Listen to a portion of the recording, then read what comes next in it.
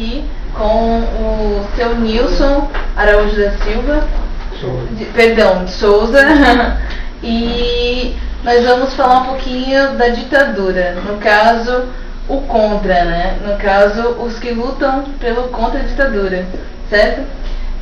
Seu Nilson, a sua profissão, né? A gente estava conversando aqui um pouquinho, e o senhor pode falar um pouquinho da sua profissão? Eu sou economista, né? Tenho toda uma trajetória nessa área de pesquisador na área de economia. Sou professor universitário.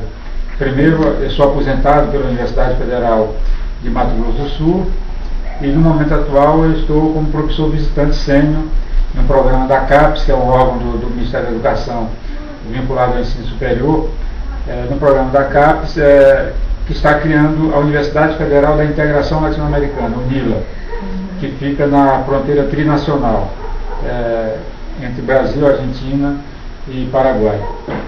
E sou pesquisador na área de economia, tenho dedicado toda a minha vida a pesquisar, a escrever sobre economia brasileira, economia latino-americana, economia mundial.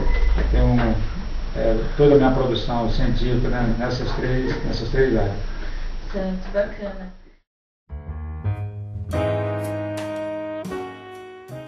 Então, e o senhor fez parte contra a ditadura, né? Como que foi para o senhor essa coisa? O senhor foi preso, é isso? Foi torturado? Não, torturado não. Uhum. O senhor foi preso. E como que foi? As pessoas, ninguém acho que mais se olhava um olho do outro, né? Ninguém mais era, pelo menos o que eu imagino, é que as pessoas elas deviam ficar com receio até do que elas pensavam, né, naquele tempo. E você pode dizer um pouco sobre primeiro é importante entender o contexto no qual ocorreu aquele processo que levou à ditadura aqui no país. Né? Há um contexto mais geral. A ditadura no Brasil fazia parte de um processo em que se implantaram ditaduras militares em praticamente toda a América Latina. Né? Um ou outro país que ficou de fora desse processo, implantou basicamente toda a América Latina. Né? E aí tinha uma lógica. Qual era a lógica? Né? O processo de consolidação dos Estados Unidos como potência hegemônica no mundo capitalista, no pós-guerra, levou ao governo dos Estados Unidos, aos transnacionais, os grandes bancos, né, a querer ocupar na América Latina o espaço que antes havia sido ocupado pela Inglaterra, no domínio econômico da região. Né.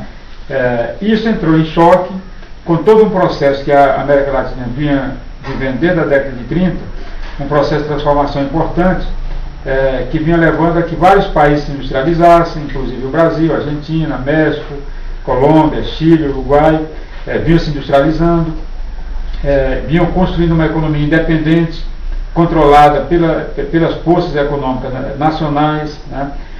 Se vinha realizando um processo de transformação social relativamente importante, né? Com avanços sociais importantes.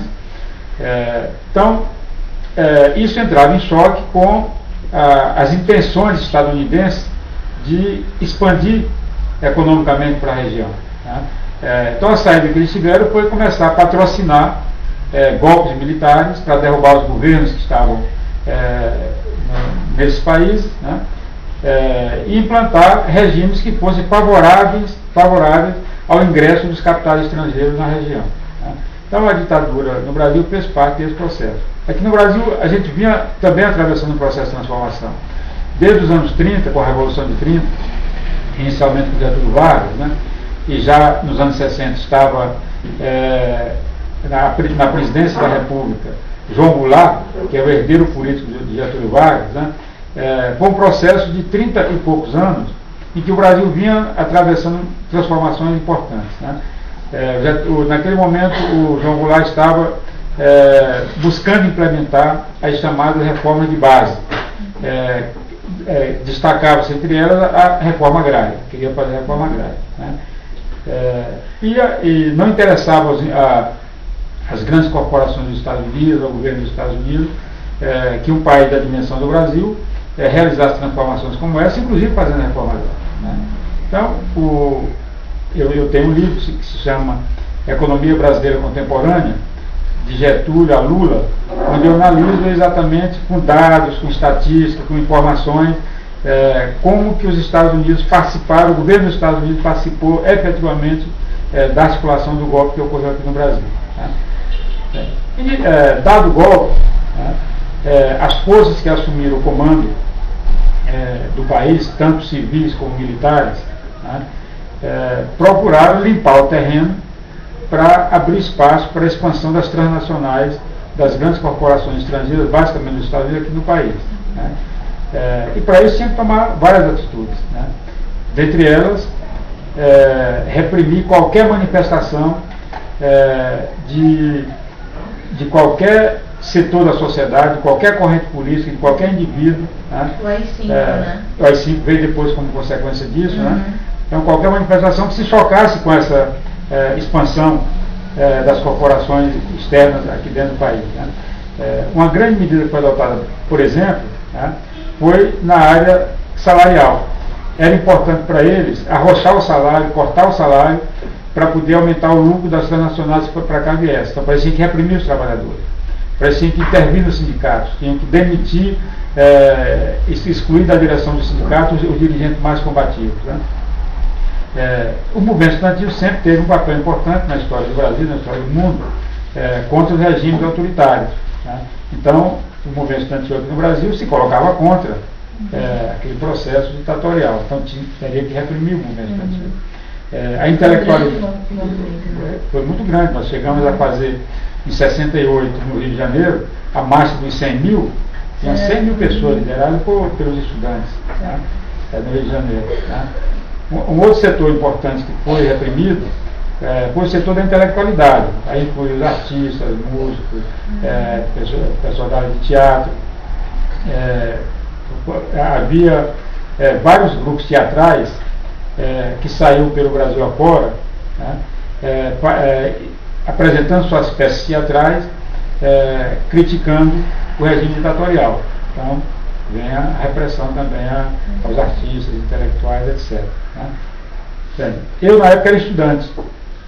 Eu, quando iniciou a ditadura, eu tinha 14 anos de idade.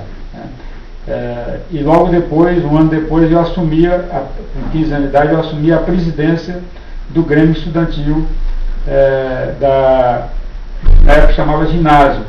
Ginásio que corresponde hoje às 4 últimas séries do ensino fundamental. Eu assumi a presidência. E já tive choques na minha cidade, no interior do Maranhão, tive choques ali concretos com os interesses da ditadura, e foi a primeira vez que eles tentaram me prender. Dessa vez não chegaram a prender, porque o delegado era professor meu, mas levaram até a delegacia e tal, com 15 anos de idade. Isso era no interior do Maranhão. Logo depois eu fui para São Luís, a capital, para estudar, para fazer o colégio. E lá participei ativamente das grandes manifestações que ocorreram de 67 a 70. No Brasil elas foram até 68, lá no Maranhão foram até 70. Grandes manifestações estudantis contra o regime ditatorial.